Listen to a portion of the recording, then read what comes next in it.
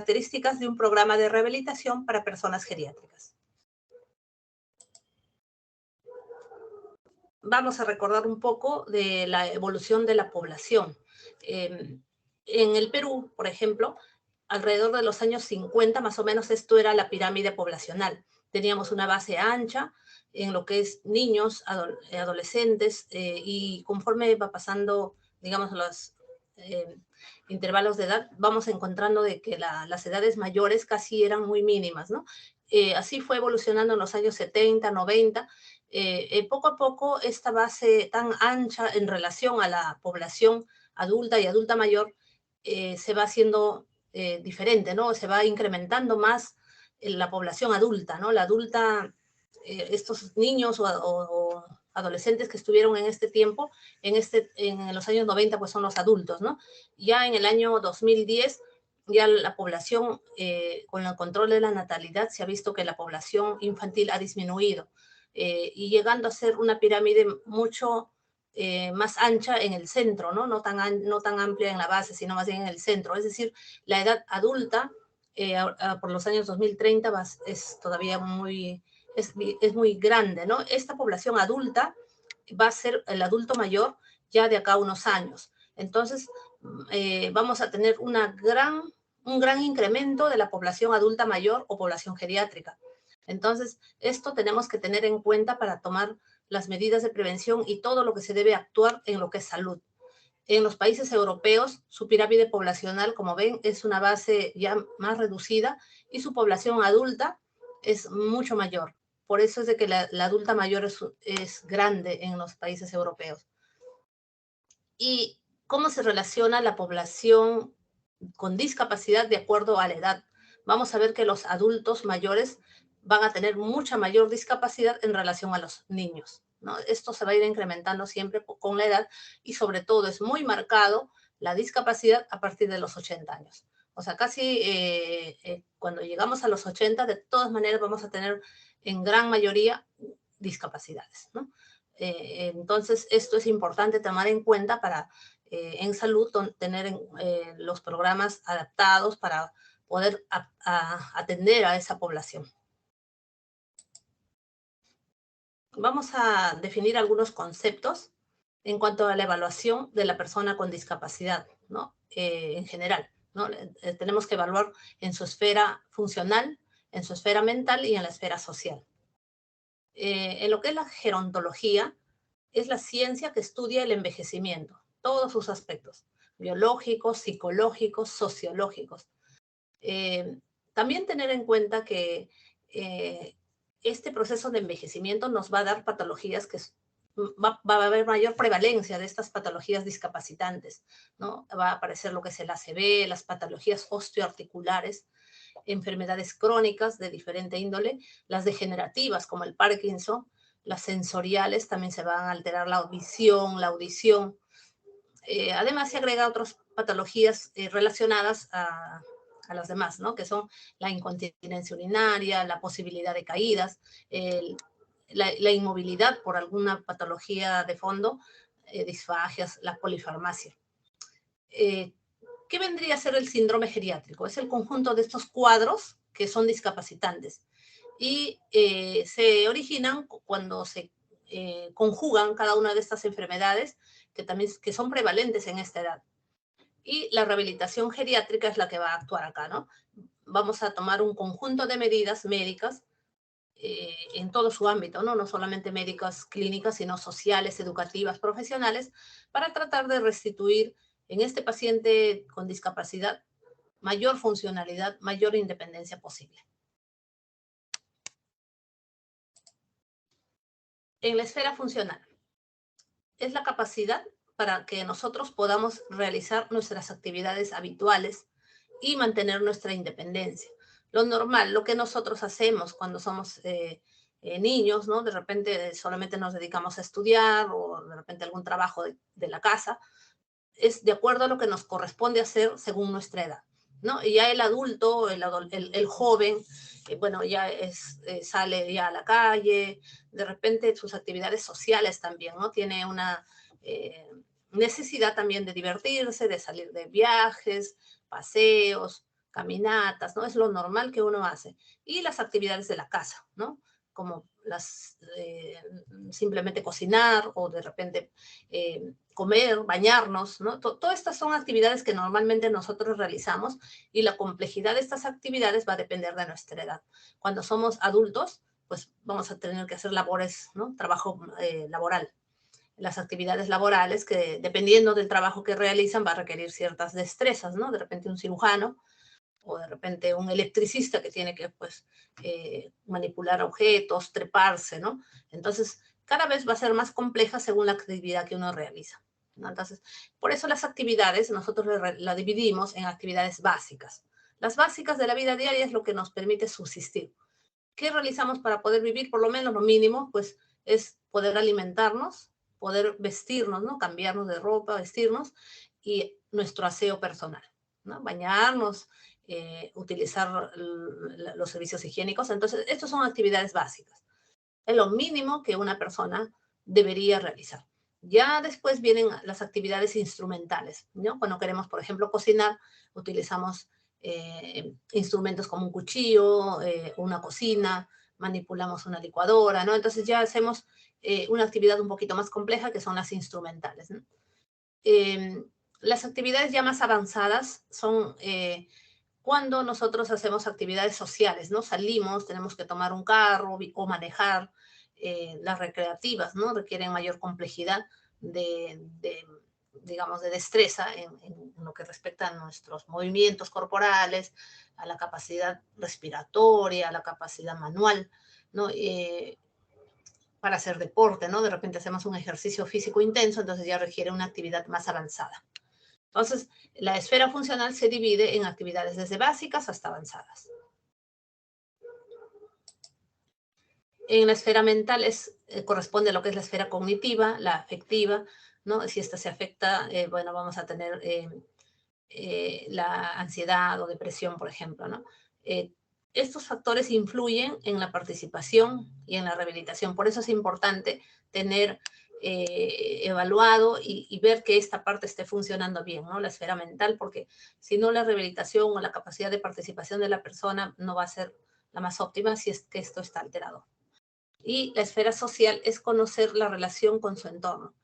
Es decir, tenemos que averiguar cómo está la situación en el hogar en cuanto al ambiente físico y en cuanto al apoyo familiar, ¿no? ¿Qué características tenemos en esa esfera social? Para, de acuerdo a esto, nosotros poder organizar el plan de los cuidados y de la inserción social, porque es distinto en un hogar donde de repente hay un buen apoyo familiar, tenemos espacios accesibles para una silla de ruedas, para un andador. Es distinto en el otro caso una familia que es disfuncional, que prácticamente el adulto mayor se queda solo, no hay quien lo apoye o tiempos muy cortos y en la casa de repente hay escaleras, no tiene acceso a todos los espacios, entonces eso limita. Entonces, por eso es importante evaluar cómo está su esfera social, cómo está su esfera mental y la parte funcional que habíamos visto, ¿no? Vamos a clasificar al adulto mayor en 4 tipos. No todo el adulto mayor es necesariamente un adulto mayor que tiene discapacidad o que tiene limitación para hacer sus actividades, ¿no? Entonces, el adulto mayor lo vamos a clasificar en un adulto mayor sano, en el adulto mayor enfermo, el adulto mayor frágil y el adulto mayor geriátrico. Ahí es donde hablaríamos de lo que es la rehabilitación geriátrica. En el adulto mayor sano tenemos un adulto que no tiene una enfermedad aguda, o sea, no está, por ejemplo, con un proceso respiratorio fuerte o con un problema de una cirugía, digamos, que ha necesitado en algún momento. O sea, en ese momento está sin una patología aguda, pero puede tener una enfermedad crónica y que está bien compensada. De repente tiene una hipertensión, pero está controlada, hasta una diabetes bien controlada, ¿no? Entonces, pero este adulto mayor, digamos, tiene un estilo de vida saludable en cuanto al peso, no es una persona sedentaria, todo lo contrario, y hace deporte, ¿no? Entonces, en este caso, este es un adulto mayor sano. ¿no? Es, por lo tanto, autónomo, autovalente para todas sus actividades, desde las básicas, ¿no? Incluyendo incluso, en algunos casos, las instrumentales y las avanzadas. Es decir, hasta gente adulta mayor a veces todavía está trabajando, ¿no? Tiene ya 70, 80 años y labora, ¿no? Claro, un poco adaptado a sus capacidades, pero todavía hace actividades complejas en algunos casos. Y ellos tampoco, por lo tanto, no presentan ninguna alteración mental ni social. Y en este caso, esta persona o este adulto mayor tiene muy poca posibilidad de hacer un síndrome geriátrico, porque es sano. Tenemos el otro caso, un adulto mayor enfermo. Es ese mismo adulto mayor sano que tuvo un cuadro agudo y se enfermó, ¿no? De repente lo operaron de una cálculo vesical o algún problema agudo y bueno, pero este cuadro no significa que ya es dependiente ni necesariamente tiene discapacidad. Es un problema agudo, un cuadro agudo que tiene la posibilidad de recuperarse. Es un evento agudo nada más, pero mantiene después todavía su autonomía, su autosuficiencia para todas las actividades de la vida diaria, sobre todo las básicas, ¿no? Que habíamos dicho que es lo mínimo que una persona mayor tiene que hacer. Puede tener una leve tendencia a la discapacidad, pero esto es temporal. No presenta tampoco un síndrome geriátrico, porque es independiente, ¿no? Es una persona que hace sus cosas, solamente que tuvo un evento agudo. Luego vamos a tener el adulto mayor que es ya, que tiene cierta debilidad. No sé por qué acá se me ha lajeado. Bueno, ahorita seguro va a cargar. Es el adulto mayor que es frágil. Es un adulto mayor que de repente ha sido muy sedentario o tiene una enfermedad que no le ha permitido manejar bien sus funciones, ¿no? Ha tenido muchos cuadros agudos o, una patología, pues, digamos, genética que no le permite desarrollarse normalmente o hacer sus actividades normal y por lo tanto, este adulto mayor ya se vuelve frágil. Es independiente, pero es precario, ¿no? O sea, va a sus servicios higiénicos, pero con mayor dificultad. De repente come solo también, pero se demora, ¿no? Entonces, este adulto mayor es un adulto mayor frágil, es independiente en sus actividades básicas, pero tiene la tendencia a volverse dependiente, porque ya vemos de que su estado de salud ha mermado un poco. Estas enfermedades agudas o crónicas, si bien están compensadas, pero lo ha debilitado, ¿no? Tiene una alta posibilidad de ir desarrollando un síndrome geriátrico porque ya está pues muy débil, ¿no? El adulto mayor geriátrico es el adulto mayor que ya es dependiente, parcial o totalmente. Estamos hablando solamente para las actividades básicas, es decir, este adulto mayor ya no come solo, de repente no puede bañarse solo, no puede vestirse, o lo hace con demasiada dificultad o no puede algunas partes de estas actividades y lo tienen que ayudar. Entonces, va a tener una gran variedad de síndromes geriátricos, ¿no? Es decir, para caminar, para comer, ¿no? Ser independiente y por lo tanto su discapacidad es ya progresiva, ¿no? Tiende a la progresividad. En el adulto mayor, lo que buscamos en el adulto mayor es que no llegue a un estado geriátrico, ¿no? Entonces, es muy importante lo que es las medidas preventivas de salud. Desde niño, ¿no? Una alimentación saludable, un estilo de vida saludable, realizar actividades que no sea una persona sedentaria, que sea una persona activa. Entonces, eso va a ayudar o va a prevenir en gran medida de que este adulto mayor, que podría ser un adulto mayor sano, se vuelva frágil y después se tenga que ser geriátrico, ¿no? Ya la persona pues que tiene 95 años podría llegar a un estado de adulto mayor geriátrico, es decir, que ya es dependiente, ¿no? Pero pasa esto a veces en personas incluso de 70 y tantos años, ¿no? Entonces, eso es lo que lo que no se debe de evitar, ¿no? Porque no es necesariamente de que el adulto mayor tenga que estar en un estado geriátrico, ¿ya? Bueno, recordando un poco el proceso de envejecimiento, ¿no? Es normal que cambie las células, la función disminuye, hay ciertos cambios, pero esperemos de que estos cambios sean más tardíamente y de que sean más lentamente, ¿no? Que la progresión sea tan lenta que prácticamente el adulto mayor continúe con su vida casi normal. Pero a veces esto se va a acelerar. ¿Y cuando se acelera estos cambios de envejecimiento? Cuando hay factores, ¿no?, que van a repercutir en esto. Una alimentación que no es saludable, un sobrepeso, el sedentarismo, todo ello va a contribuir a que estos cambios sean muy acelerados. Entonces, el sistema nervioso, ¿qué va a pasar? Disminuye la neuroplasticidad, la neurotransmisión, hay una pérdida de la termorregulación, hipotermias, igualmente los vasoreceptores ya no están funcionando bien, entonces a los cambios posturales puede haber una hipotensión ortostática. En el sistema respiratorio, disminuye el flujo de aire, ¿no?, la rapidez o la capacidad para poder exhalar. Hay una disminución de la capacidad vital, es decir, la cantidad máxima que uno puede expirar después de una inspiración máxima. Y los músculos respiratorios también están un poco debilitados y por lo tanto la capacidad respiratoria disminuye. En el sistema cardiovascular hay poca tolerancia al ejercicio, ¿no?, disnea, ¿no?, a medianos esfuerzos, dificultad para alcanzar frecuencias cardíacas elevadas, ¿no?, se descompensa, no logra compensar para poder realizar actividades de mayor carga. La presión arterial se incrementa. A nivel del aparato locomotor, hay una disminución de la movilidad, de la flexibilidad, disminución de la potencia muscular también.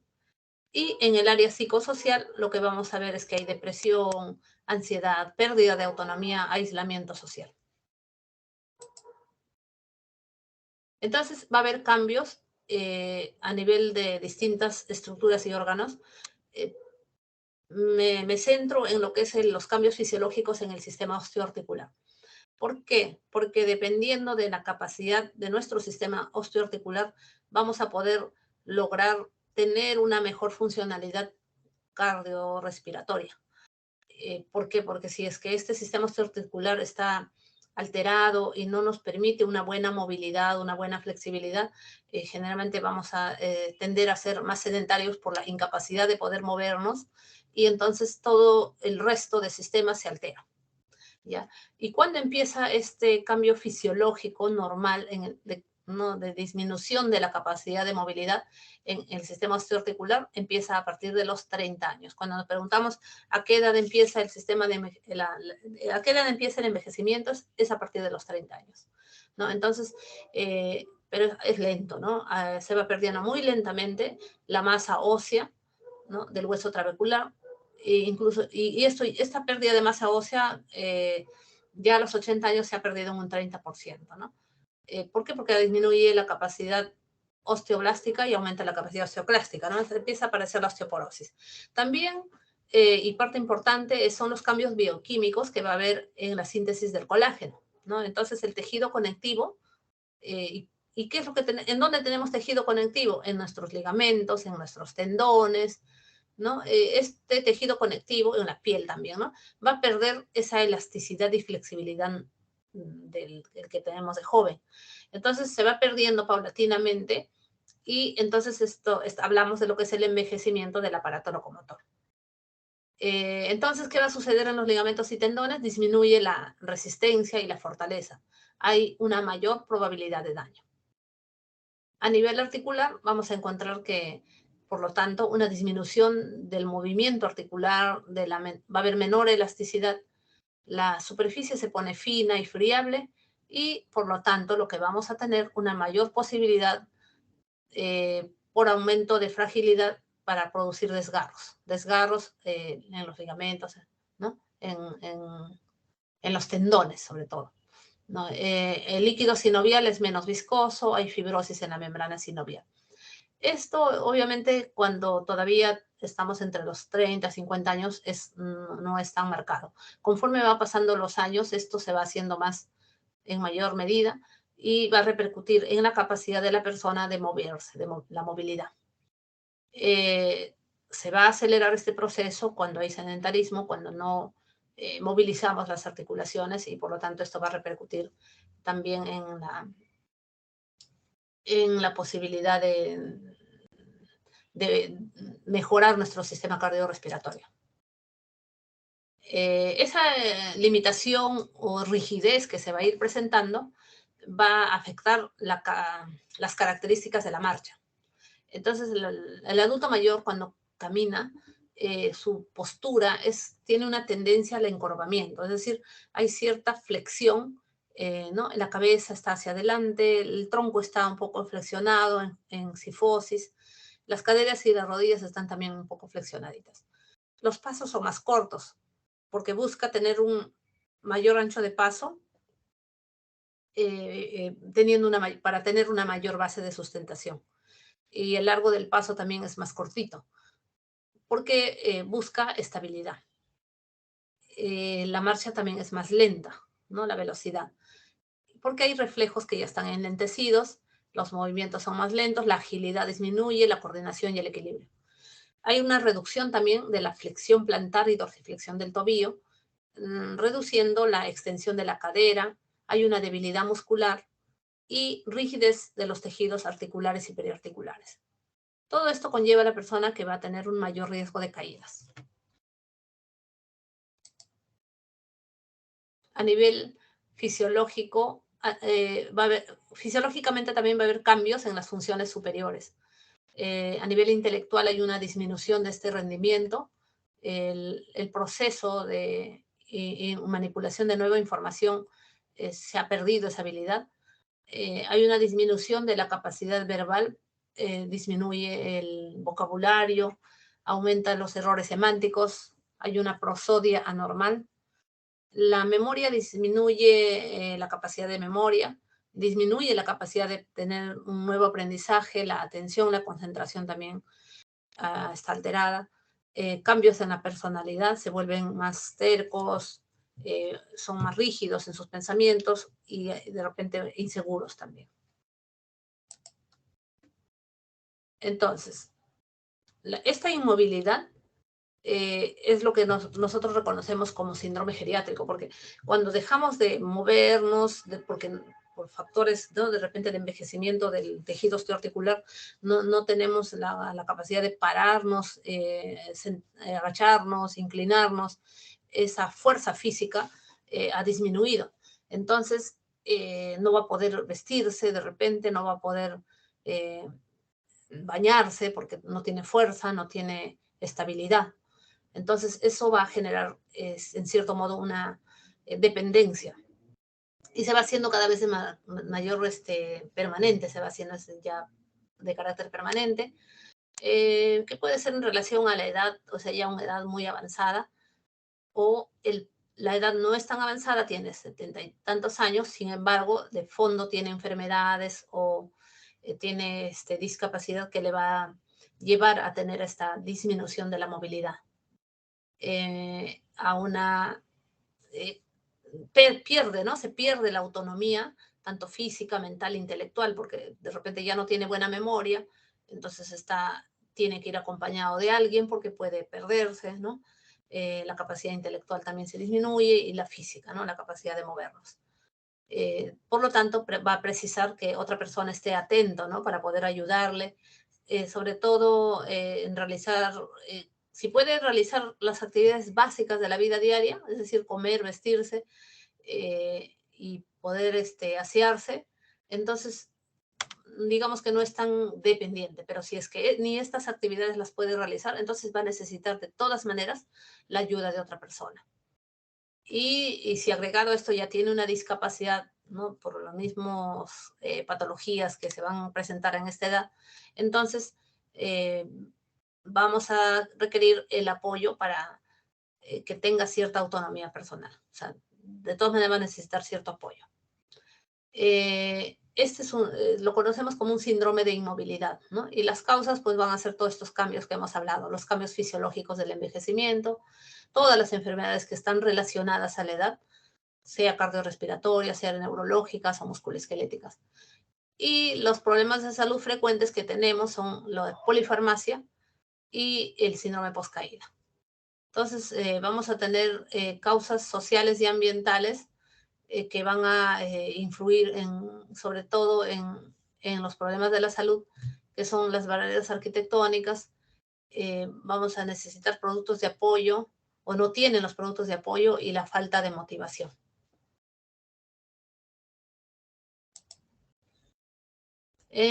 Cuando tenemos entonces al adulto mayor, tenemos que evaluarlo, ¿no? Para ver cómo, frente a qué estamos, y la evaluación se va a tener en cuenta las características de este paciente adulto mayor. Hay que ver que las enfermedades que se presentan no es lo mismo que cuando se presenta en un joven, ¿no? Si le da una neumonía, es ya más atípica en relación a si fuera joven. De repente, una apendicitis tiene una presentación atípica, ¿no? Entonces, eso va a ir cambiando un poco el manejo y también la posibilidad de recuperación o las complicaciones que se puedan presentar. Y como se presentan varias enfermedades juntas, entonces tenemos la tendencia al haber pluripatología, vamos a tener polifarmacia también. Entonces, la evaluación del adulto mayor debe ser lo más precoz posible, ¿no? O sea, la persona que ya es adulta mayor tiene que ser evaluada, porque de acuerdo a eso vamos a descartar enfermedades y vamos a tener que establecer los programas que sean adecuados, ¿no? Sobre todo previniendo las complicaciones de las patologías geriátricas que de por sí son frecuentes, pero requiere tratarse estas complicaciones que se podrían presentar. Hay que valorar a través de escalas el grado de discapacidad que tiene el adulto mayor. La buena evaluación nos va a mejorar la precisión diagnóstica y, por lo tanto, vamos a poder aplicar de una manera más adecuada los tratamientos y esto nos va a dar mejores resultados, obviamente, ¿no?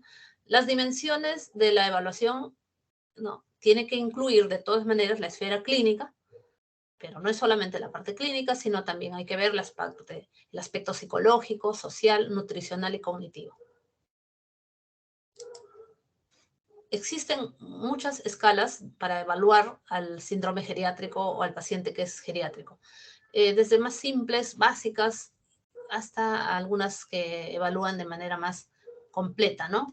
Pero no todas escalas evalúan lo mismo, ¿no? O sea, por ejemplo, el test de Romberg, que ustedes conocen, si bien es algo muy inespecífico, ¿no? Evalúa algo muy general, no sabemos pues si esto es el Romberg positivo, no sabemos si es por un problema central, periférico, o de qué tipo, ¿no? Pero lo importante es que lo que nos está diciendo Romberg es de que el paciente tiene una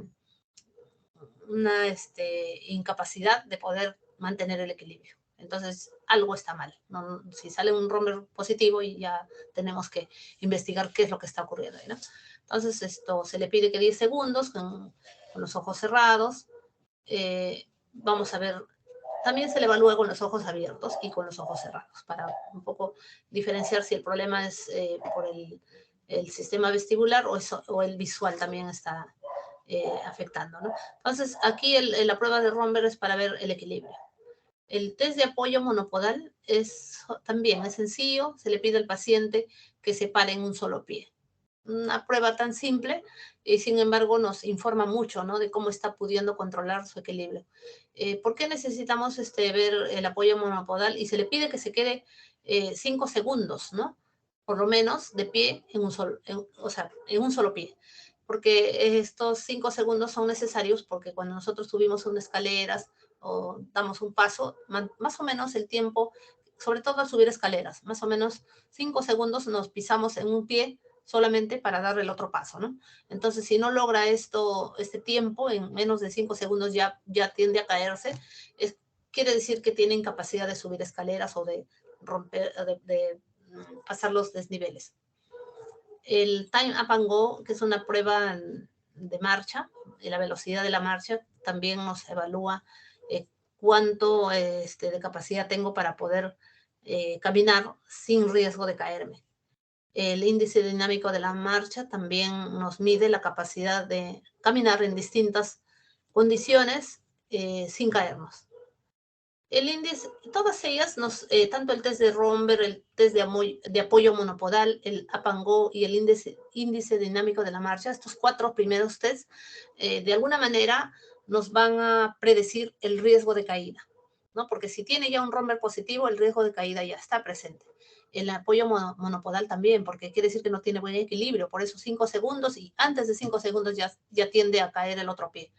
El Time Up and Go y el índice dinámico de la marcha son pruebas un poquito más complejas, pero y que también evalúan la capacidad de equilibrio, de coordinación y predicen también el riesgo de caída. El índice de Bartel no. Ese es una prueba, no es una escala que nos evalúa más que todo la capacidad, o sea, cuánto de actividades yo puedo realizar de la vida diaria.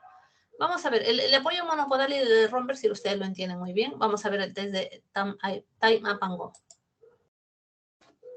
Aquí tenemos este paciente.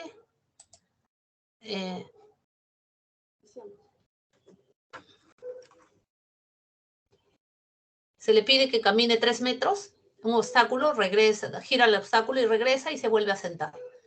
Con eso nada más, nosotros vamos a poder saber qué capacidad tiene de la velocidad de su marcha, de levantarse sin apoyarse en la silla que él tiene ahí. Para eso se le pone una silla con apoyabrazos. No debería apoyarse, en realidad se debería levantar sin apoyarse en esos apoyabrazos. Da la vuelta del obstáculo, 3 metros, y regresa y se vuelve a sentar. Y lo que se mide es el tiempo. Por eso la prueba se llama Time Up and Go. El tiempo que demora en levantarse y caminar y regresar a su sitio, ¿no? Lo normal es que debe ser en menos de 10 segundos, ¿no? Un joven lo hace en 6 segundos, ¿no? O sea, se para, camina, da vuelta y se sienta otra vez. Entonces, debe de ser menos de 10 segundos. Conforme este tiempo es mayor, hay mayor riesgo de caída. Cuando es mayor a 13 segundos, ya hay un elevado riesgo de caída. Entonces, el Time Up and Go nos mide la posibilidad de caer, nos predice el riesgo de caída. Igualmente, el índice dinámico de la marcha. Es una prueba en la cual se le pide al paciente que camine. Y camina tratando de vencer, primero en una marcha normal, en un piso firme, recto, sin nada de obstáculos. Después se le pide que camine haciendo ciertos cambios, ¿no? De repente la velocidad, que más veloz, más lento. Otra veloz, lento, ¿no? Le hace cambiar las condiciones de su marcha. En otro momento le puede decir que camine mirando a un lado, ¿no? Que camine mirando a un lado y que logre hacer eso, ¿no? Después también se le puede pedir que camine venciendo determinados obstáculos.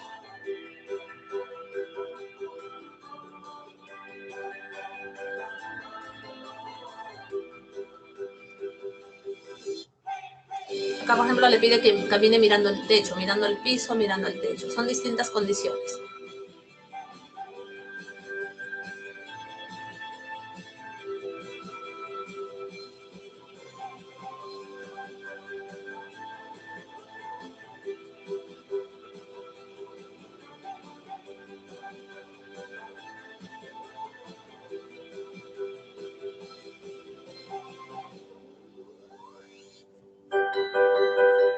Ahí tiene que pasar los obstáculos.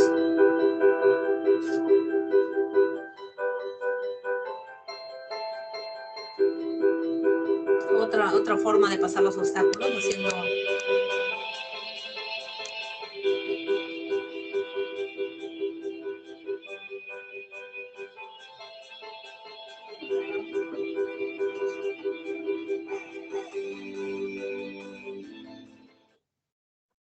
Entonces, todas estas obstáculos o condiciones que se les coloca es justamente porque en la vida cotidiana nosotros cuando caminamos, no caminamos en un espacio totalmente libre, ¿no? Podemos cruzarnos, no sé, pues con un perrito por ahí, y entonces el anciano tiene que ¿no? cambiarse, ¿no? De rumbo, o sea, girar de pronto, o quizás en una esquina tiene que voltear, o la vereda está rota, ¿no? De repente se encuentra con una escalerita, tienen que subir, de repente alguien hace ruido, toca el claxon, tiene que voltear rápido y no caerse, ¿no? Seguir andando. Entonces, todas estas condiciones que se coloca en el índice dinámico de la marcha son condiciones que normalmente nosotros pasamos. Entonces, se mide son 8 condiciones que se le coloca acá, y en cada una de ellas se califica de 0 a 3. 0 si es que no puede hacerlo, y 3 si lo hace perfecto, si lo hace muy bien. Y 1 cuando lo hace, pero con mucha dificultad, 2 lo hace con algo de dificultad, ¿no? Y 3 lo hace perfecto. Entonces, la calificación va, obviamente, como son 8 condiciones, son 24 puntos en total. Si el paciente hace menos de 19 puntos de las 24, predice el riesgo de caídas en el adulto mayor. Pero si lo hace con 22 a más de puntos, o 22 hasta 24, entonces la caminata del adulto mayor es estable. Así que a través de estas pruebas, ¿no? Los 4 primeros, que es el test de Romberg, el test de apoyo monopodal, el Time Up and Go y el índice dinámico de la marcha, nosotros predecimos, en cierto modo, el riesgo de caídas. Y el índice de Bartel es una prueba, una escala que nos mide un poco la capacidad de hacer nuestras actividades de la vida diaria, ¿no? Los que habíamos comentado, la alimentación, el baño, vestido, el aseo, si poder hacer su deposición, su micción. De acuerdo a cómo lo realiza, también se le pone puntajes, ¿no? Si, por ejemplo, para alimentarse, si come totalmente independiente, en un tiempo también, porque puede comer independiente, pero se demora un montón de tiempo, ¿no? Entonces eso también ya no es. Tiene que ser en el tiempo adecuado, entonces son 10 puntos. Necesita ayuda o demora mucho en comer, entonces son 5 puntos.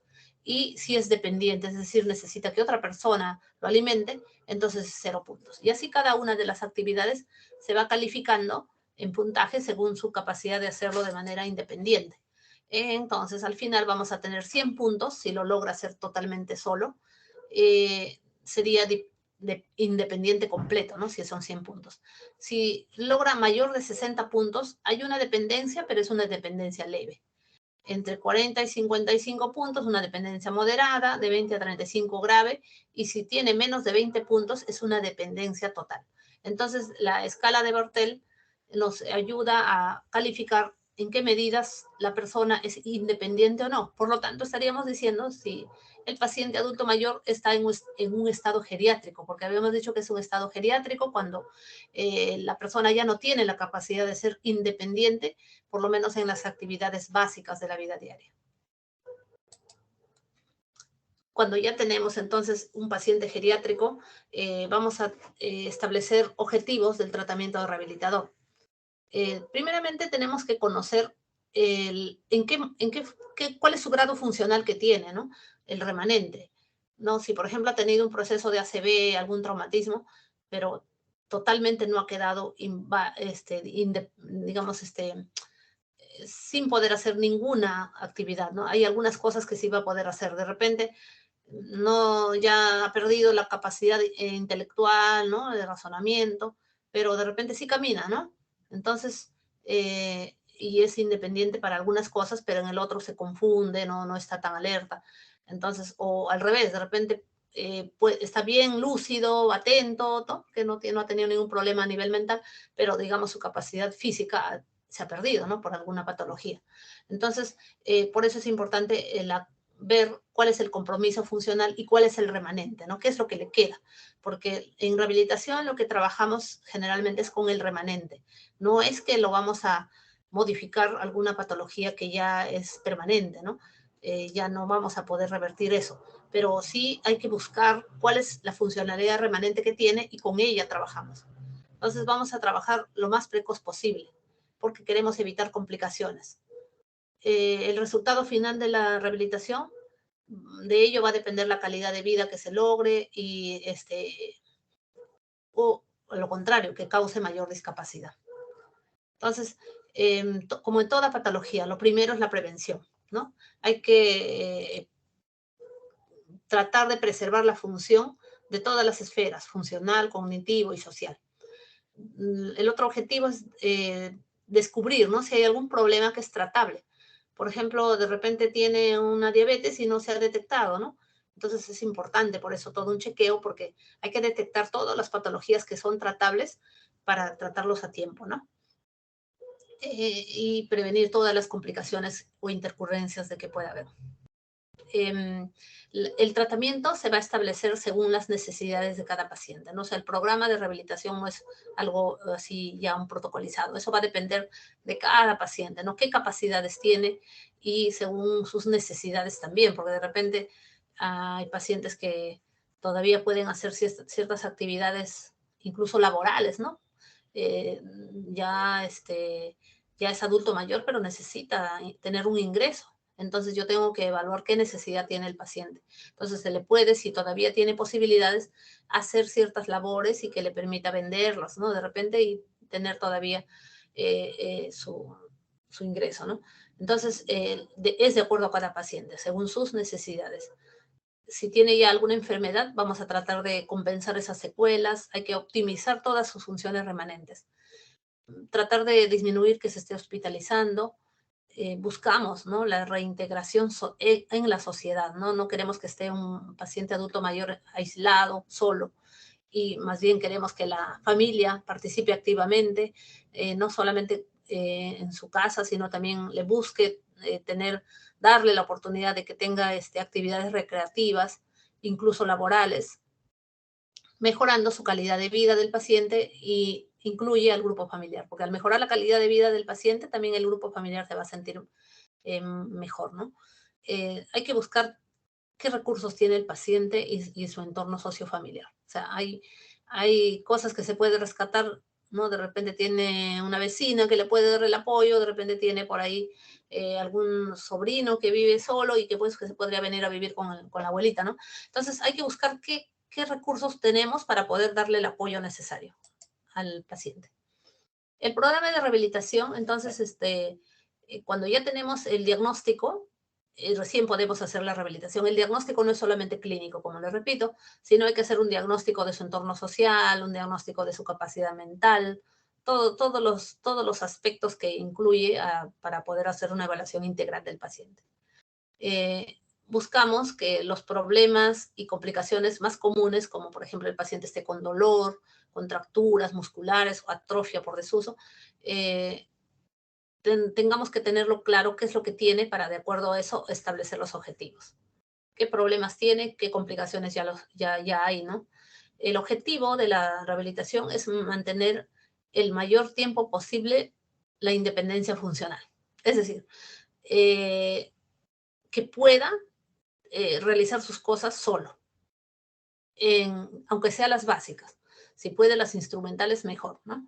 Entonces, por lo tanto, tenemos que aliviar todo lo que pueda no permitirnos esa independencia funcional. Por ejemplo, si está con dolor, hay que buscar la forma de aliviar el dolor, ¿no?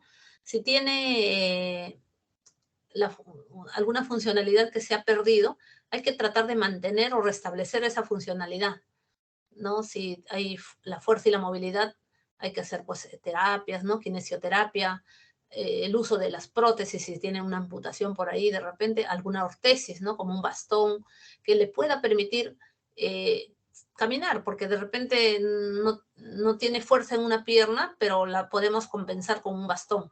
Y eso le va a permitir movilizarse, porque de repente si no tiene estos ortéticos, va a quedarse limitado, ¿no? Va a quedarse más postrado. Y lo que se busca es que esté activo, que no esté postrado. Vamos a tratar de corregir alguna alteración articular que pueda haber, ¿no? Deformidades, desviaciones, todo tipo de alteraciones osteoarticulares. Si se pueda mejorar, hay que buscar esa mejora para que la movilidad se dé y por lo tanto tenga mayor independencia. Mejorar el equilibrio, la estabilidad y hacer descarga de las estructuras afectadas, ¿no? A través de, si por ejemplo hay alguna estructura afectada, hay que buscar pues que baje de peso, que haga cierto reposo si es que necesita, una higiene postural, ¿no? La postura correcta, todo eso va a ayudar. También, si nosotros queremos mejorar o restablecer la funcionalidad, por ejemplo, el paciente no puede ya coger un cubierto, existen métodos de terapia ocupacional, el terapeuta ocupacional trata de buscar adaptar sus instrumentos, ¿no? Por ejemplo, sus cubiertos, para que finalmente pueda hacer, valerse por sí mismo para comer, ¿no? Si no le es posible hacer un giro. Por ejemplo, nosotros cuando comemos movemos el hombro completamente para llevar el alimento a la boca, ¿no? Pero entonces de repente ya no puede mover mucho más que su manito. Entonces se le adapta un cubierto, así como lo ven en la imagen, para que el paciente pueda comer sin movilizar el hombro, solamente levantando su manito. Entonces hay ciertas adaptaciones que se le hace, lo que se busca es la mayor independencia funcional. Siempre yo repito, ¿no? En todas mis clases, no es el programa de rehabilitación, partimos siempre de la prevención, ¿no? La prevención, o sea, es decir, el adulto que todavía no es geriátrico, sino es un adulto mayor sano, ya debería estar haciendo todas estas actividades, ¿no? De flexibilización, mejorar su fuerza muscular, la tolerancia cardiorrespiratoria, ejercicios de equilibrio, ejercicios de marcha y ejercicios de prevención de caídas. Conforme el paciente ya llega a ser geriátrico, es decir, ya es prácticamente dependiente, igual tenemos que trabajar todo esto, pero ya, claro, va a ser en menor medida, según sus capacidades.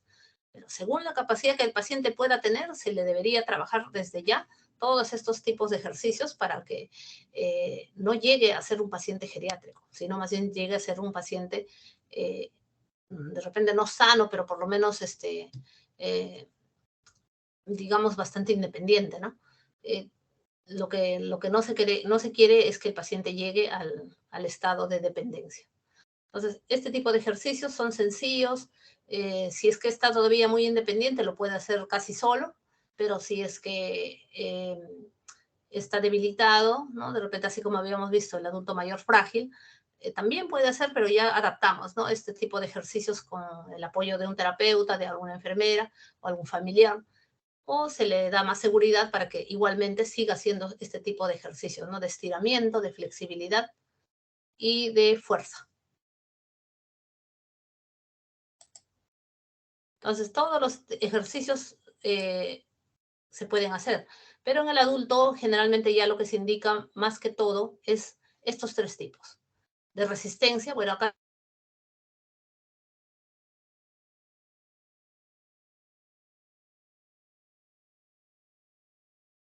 no, todo lo contrario, ¿no? Es un tipo de ejercicio anaeróbico en el cual se puede sujetar aquí, por ejemplo, en una silla y hacer este tipo de resistencia, ejercicios más de resistencia. Puede ser con unas pesitas o con el propio cuerpo. De estiramiento también, de flexibilización y ejercicios de coordinación, de equilibrio, porque esos son los principales que va a ayudar al adulto a mantenerse con mayor estabilidad, con mayor equilibrio, y trabajar lo que es la fuerza muscular de sus miembros inferiores, sobre todo para poder caminar adecuadamente.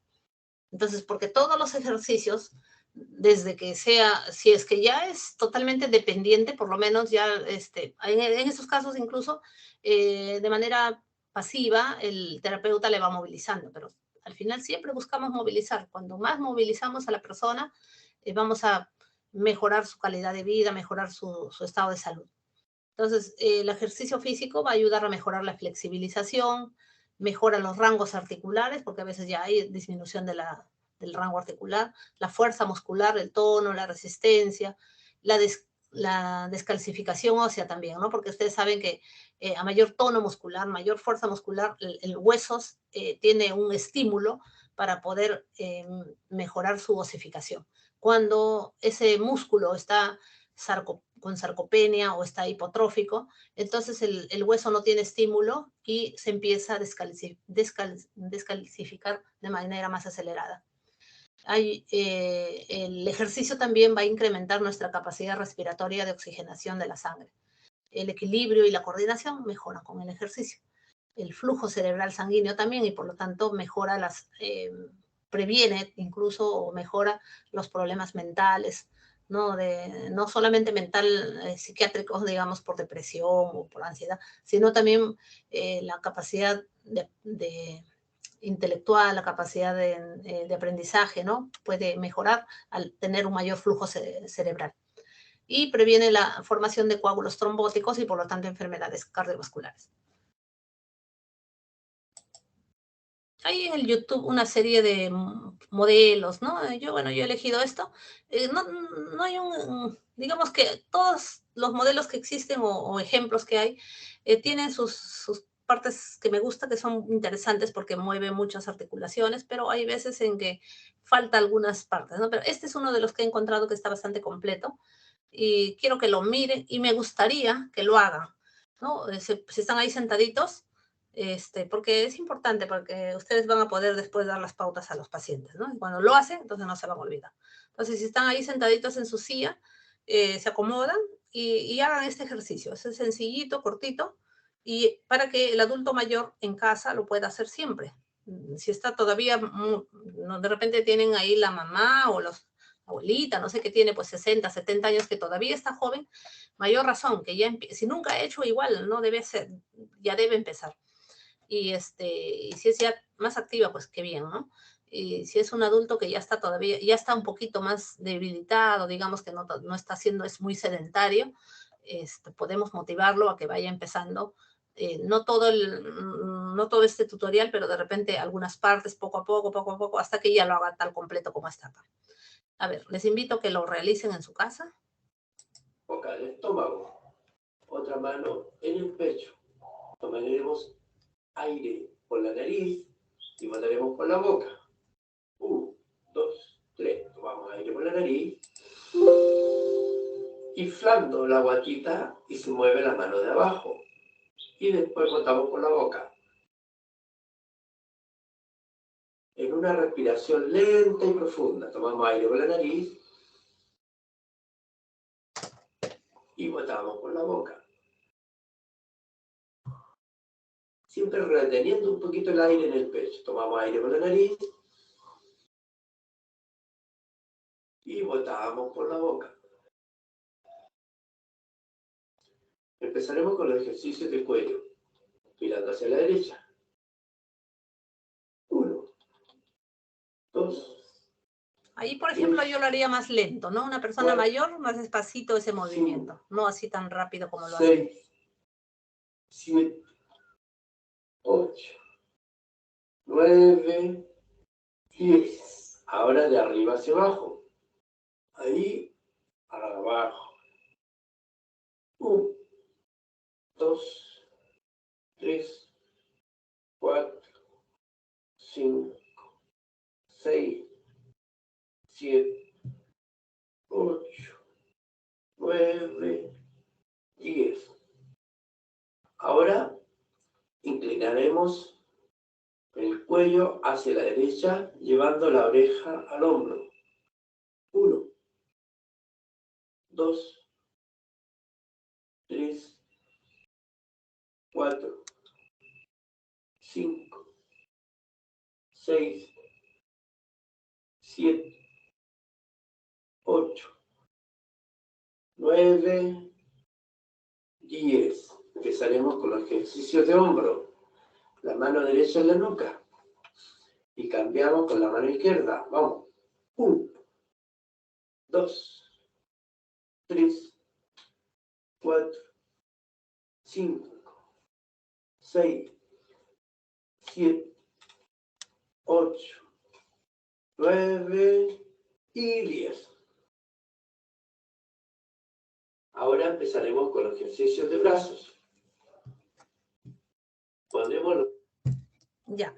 Sí, acá me están enviando por interno un mensajito. Ya, no se preocupen, chicos. Entonces, aquí, ustedes, yo les voy a pasar después esta presentación. Ustedes ojalá que lo puedan hacer y solamente decirles de que hay un modelo también de que es para adultos mayores que son más independientes, ya lo pueden hacer lo mismo, pero ya no sentados, sino más bien parados.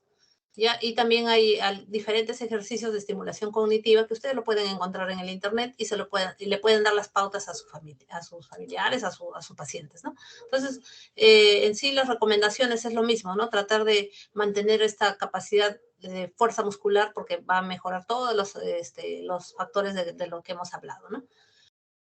Muy bien, entonces ahí terminaríamos para que puedan asistir a su siguiente clase. No se preocupen, ya esto se los voy a pasar. ¿Ya? Gracias. Listo, doctora, pasa su pipeta. Entonces, muchas gracias, más bien a usted. Ya, nos vemos.